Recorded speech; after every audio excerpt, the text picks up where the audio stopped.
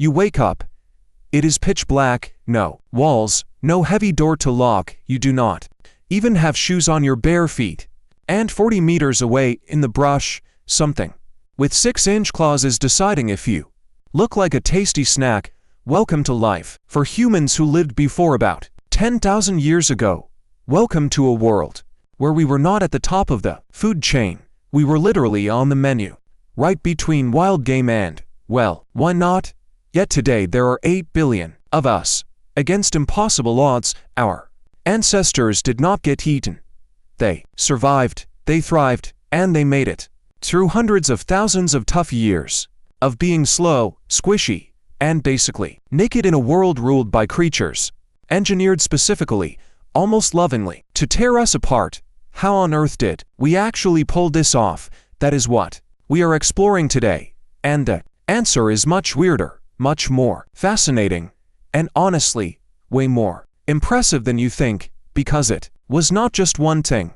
It was a mix of survival skills, habits, and social upgrades that stacked on top of each other over a truly mind-boggling span of time. Get ready.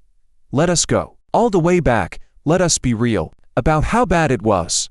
Let us look at the grim reality. We tend to picture our ancient ancestors as these incredibly tough, muscular hunters carrying heavy spears, casually wrestling wild lions, but that is not reality. Not in the beginning, not even close. Go back 2.5 million years, early human species were small, fragile, with tiny, developing brains. No fire, no tools, and no language, no coordinated hunting plans. They were, biologically speaking, easy prey animals, period. They were not predators, not some apex predator. We were prey that larger beasts actively hunted, caught, and ate. The monsters our ancestors faced back then weren't just typical lions or leopards we see today. They were far, far worse. Worse. Picture a lion, only massive. Imagine a hyena as big as a bear. Back then, a giant hyena roamed called Tachyscrout brevirostris, and it was literally the size of a lion with jaws powerful enough to shatter massive elephant bones. I mean that literally, elephant bones. It easily snapped the leg bone of an adult elephant like it was a breadstick. Plus, there were different species of fierce saber-toothed cats. The most famous was Smilodon, with canine fangs up to 28 centimeters long. Think about giant crocodiles, making today's Nile crocodiles look like harmless pets. Then there were cave bears standing 12 feet tall when standing upright, weighing close to 1,000 kilograms, and a prehistoric shark, the Megalodon, was still lurking in warm ocean waters during the early Pleistocene epoch. There was even a massive bird, an actual beast called the Haas seagull in New Zealand. It hunted prey about the size of a person, with talons as large as a modern tiger's claws. These weren't fake cartoon monsters. They were highly efficient, real-life killing machines, and our ancient ancestors lived right alongside them on open plains, often near water. And fun fact, that's exactly where every other predator gathers, because they all figured out the same basic rule: prey needs water. So, if you wait near the watering hole, dinner comes to you. Early humans were doing the ancient equivalent of walking straight into a trap every single day. How on earth did they avoid extinction in those first 100,000 years? The secret actually starts with something. Honestly, it sounds too simple to be the answer. They stuck together. Group living is one of the oldest survival strategies in the animal kingdom, and early humans absolutely leaned into it with everything they had. Look at it from a hungry predator's perspective. You're a saber-toothed cat, scanning the savannah at dusk. You spot a lone human crouch by the water's edge. Easy meal. Then you see 25 humans. Some of them are already screaming, picking up rocks, and lunging right at you with sticks. Suddenly, you're thinking, maybe that wild beast over the ridge looks way more appetizing. This is called the dilution effect, and it's mathematically real. When you're in a group, the statistical odds of you personally being the one who gets grabbed drop dramatically. You're not faster than that predator. You're not stronger. But you don't even need to be either of those things, you just need to avoid being the unlucky 1 out of 25. The odds tilt in your favor simply by just standing next to other humans. But it goes beyond just math. Groups, a lab for active defense, bear strong evidence, backed by observations of our closest living relatives, chimpanzees, that early human groups actively mobbed big predators. Not solo combat, which would have been pure suicide, but a coordinated group effort, screaming, throwing rocks, banging stuff together, and marching together toward the threat in a way that made the predators' risk-reward calculations fall apart. And here is the thing about big predators that most people don't really get. They rarely ever actually want to fight. A lion taking a spear to the shoulder, or even just catching a rock to the face is. Think of a wild lion unable to hunt for weeks. That instantly means starvation. Why? Because apex predators at the top have incredibly thin margins for injury. A simple sprain means no ability to hunt, meaning certain death. So most big predators are actually deeply risk-averse. They want an easy, clean, safe kill. Anything that drives up their survival risk, like chaotic shouting, group resistance, or stones flying from all directions, is usually enough to make them turn around and walk away. Our ancestors discovered this not in some corporate board meeting, and not through strategic planning, certainly not at first anyway, but through the brutal filter of survival. The groups that stood together and held their ground were the ones who made it. Those who ran did not. Evolution is an incredibly harsh teacher, but it surely gets the lesson across. But how did we actually change the entire survival game forever? Fire. We all know it was crucial 1,000 times over. It is in every history textbook, every documentary, and prehistoric explainer ever made. But do you really grasp how incredibly and fundamentally game-changing fire was for our survival? Not just for warmth or even cooking, but specifically for the predator problem. Here is the biological truth. Almost every large land predator on this planet has an instinctive fear of fire that is literally hardwired into its nervous system. This is not a learned habit. It is a deep, ancient evolutionary response. These creatures evolved in a world where wildfire was a natural forces of nature, lightning, volcanoes, unpredictable chaos they could not control. No way to predict it, no way to fight back. Fire was a pure, terrifying threat. So, when a wild predator saw flames, its first reaction was never curiosity. It was terror. Yet our ancestors realized over time that if they kept the fire burning, they possessed a shield that no sharp claw, heavy fang, or stone wall could ever match.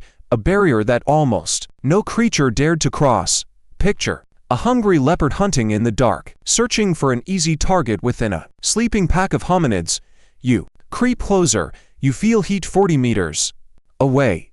You see the light, which crucially ruins your chance to use darkness as a stealth weapon, because now everyone around the camp can spot you from 100 meters away. You smell smoke. Something deep in your ancient brain starts screaming for you to stop. You hesitate. No attack today. You turn around.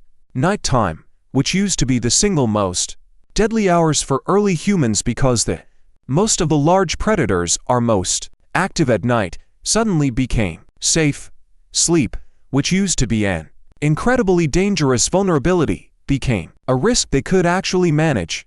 People slept in turns. Someone always watched the glowing fire. Someone always watched the dark, and fire did way more than keep predators away. The smoke repels annoying bugs, especially mosquitoes and biting flies carrying diseases that would have wiped out more early humans than any wild beast ever did.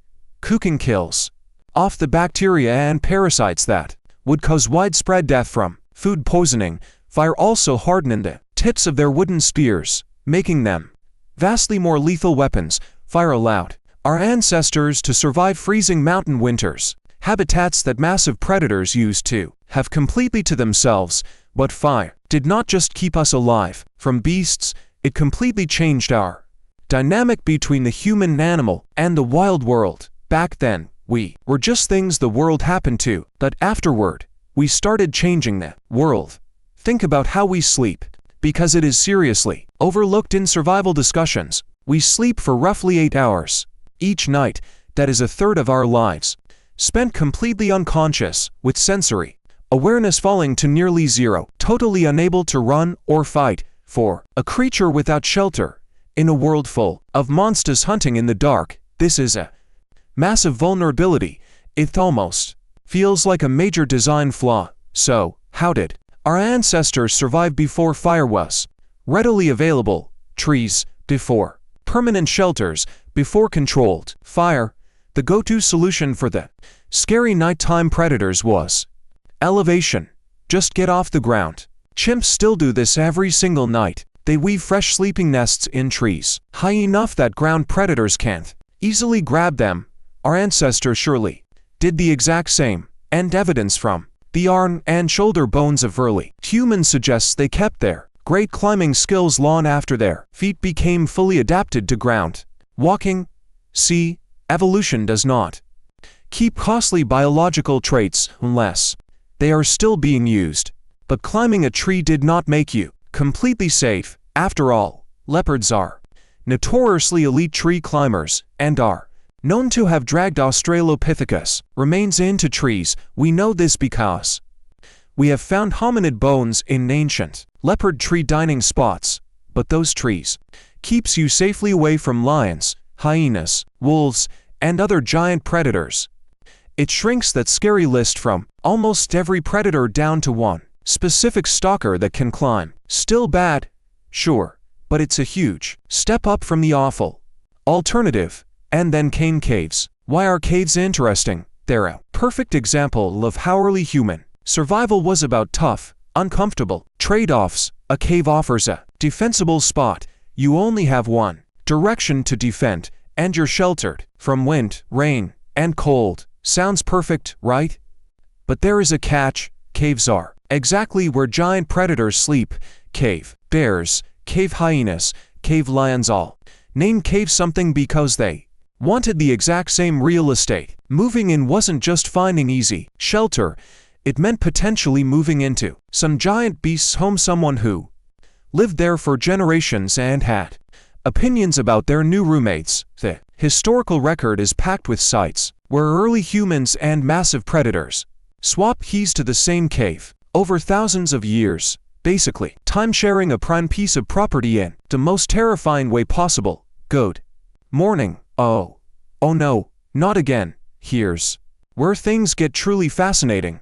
Let's talk about what truly set humans apart, not just behavioral changes, but those massive mental leaps that transformed us from being constant prey to something else entirely. Take complex, symbolic language, which gives us the ability to talk about things that are not physically present, to share the past or warn about the future, to communicate abstract ideas, like I saw a beast yesterday near the eastern water with that yellow coat and those black spots. If you spot tracks that look like this, go the other way.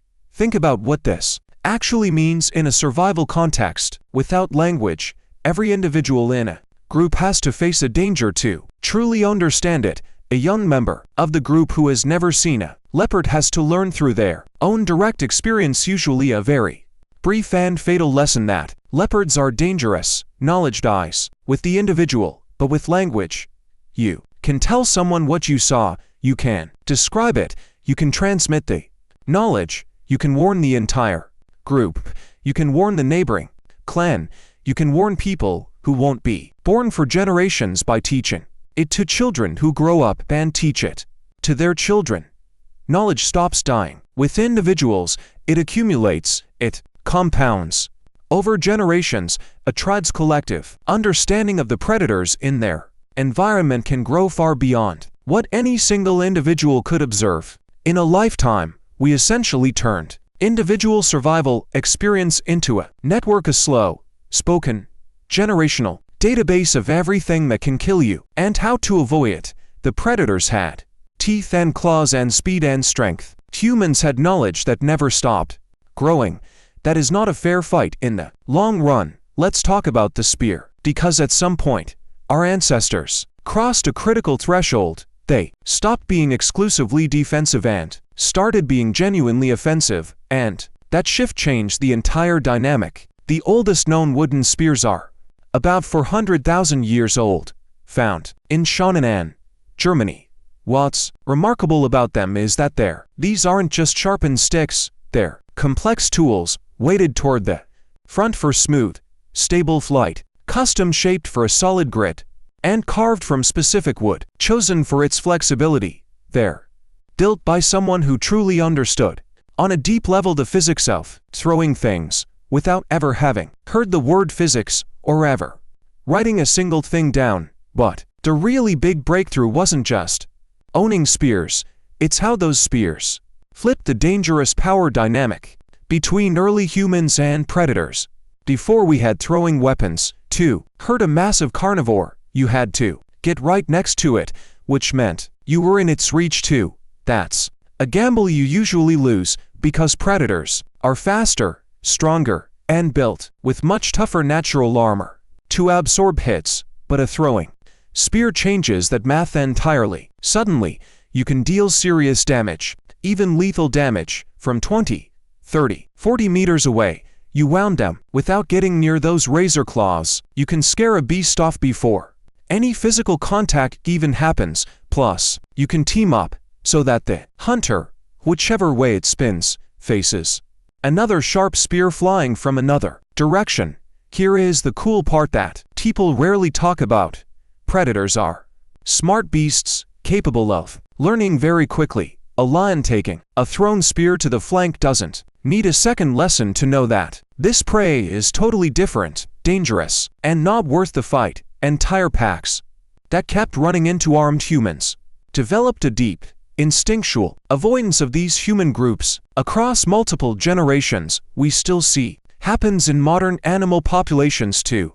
Living close to us, the local wildlife quickly changes their habits. They learn that humans are a massive threat. Instead of an easy meal, fear slowly flipped on its head. Now, here's an idea you might not know, but it perfectly explains this shift. In the ancient predator-prey dynamic, it's called the landscape of fear.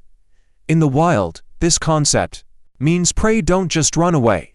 When a big cat suddenly appears, they actually map out the danger across their entire environment constantly. They change their daily habits based on this mental danger map. Imagine a gazelle. It doesn't just run from a charging lion, it actively avoids risky valleys and watering holes and dangerous times of day. It is a non-stop internal calculation of exactly where the predators are likely to hide. This constant anxiety shapes how they navigate and experience their world.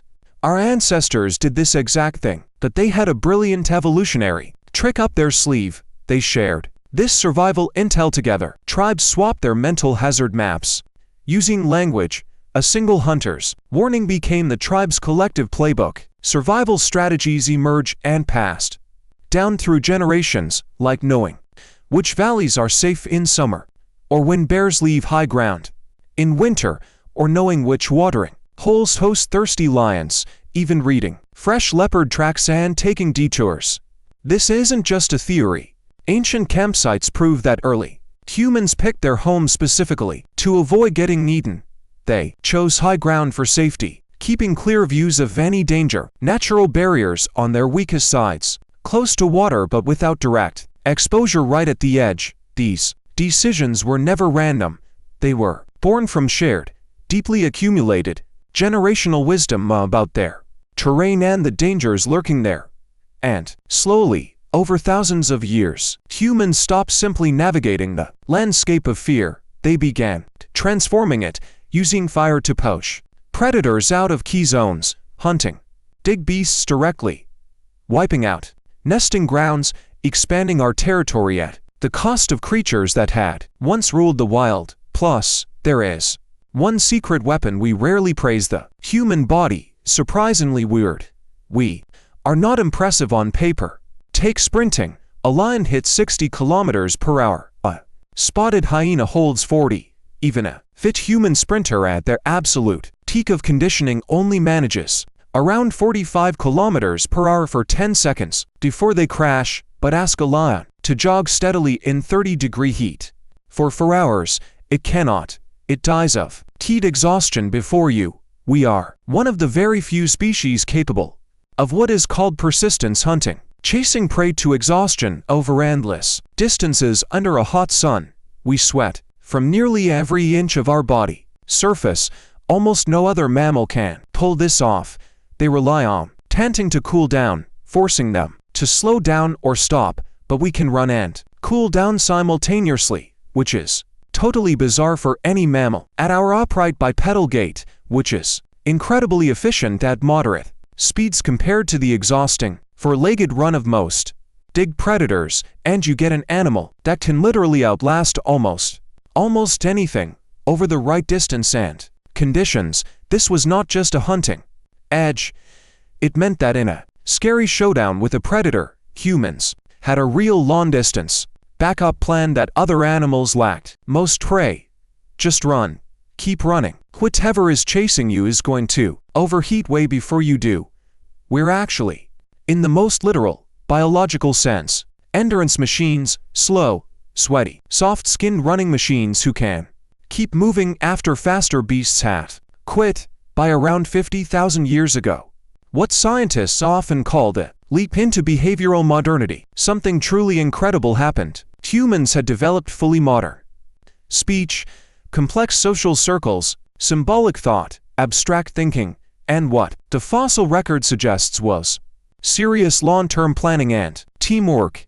Cave art wasn't just decoration, but real communication, sharing crucial knowledge about wildlife, migrations, dangers, locations, along with bone, needles, rope, fish hooks, traps, tactics that required imagining a future scenario and preparing for it days or weeks ahead. And they were now organizing hunts and defensive actions on a scale and sophistication that no other animal could match. Not just throwing spears at individual threats, they were driving whole herds of beasts off cliffs using coordinated nose and fire, systematically clearing territories and increasingly deliberately hunting the large predators that had once hunted them. The archaeological record from this era reveals systematic killing of cave lions, cave bears, and other top predators, not just for self-defense, but seemingly with clear intent. Those bones were processed. They definitely used those pelts. We even find ritualistic ceremonies held around the remains of massive predators. It suggests that killing them became a huge cultural statement, a message saying we are no longer prey. But here is the sobering part. Think about it. Our ancestors did not just survive predators. It is also the story of what happened to those beasts once we stopped just surviving and started taking over. The woolly mammoth wiped out, saber-toothed cats vanished, the giant ground sloth gone, cave lions, cave bears, and the dire wolf, that chicracudo with elephant crushing jaws, gone, Irish elk too, with 4-meter antler spans, gone, on nearly every continent. Within just a few thousand years after modern humans finally arrived, the megafauna completely collapsed. This pattern is just too consistent, too tied to our arrival to be coincidence. Yes, climate change played a role, but we were the constant that showed up everywhere, right before those big extinctions, all those ancient beasts that once ruled their ecosystems for millions of years, that survived ice ages and massive volcanic winters and continental shifts, simply could not survive us, not because we were physically stronger, we obviously were not, but because we had language, fire, and spears, shared generational knowledge, and tribal coordination, plus that terrifying ability to learn faster than evolution could ever adapt. We were not giants. We were not the fastest or the strongest. We were just quietly, relentlessly, the most dangerous thing to ever walk the planet. Those predators never truly understood what they were dealing with. They only learned too late to fear us.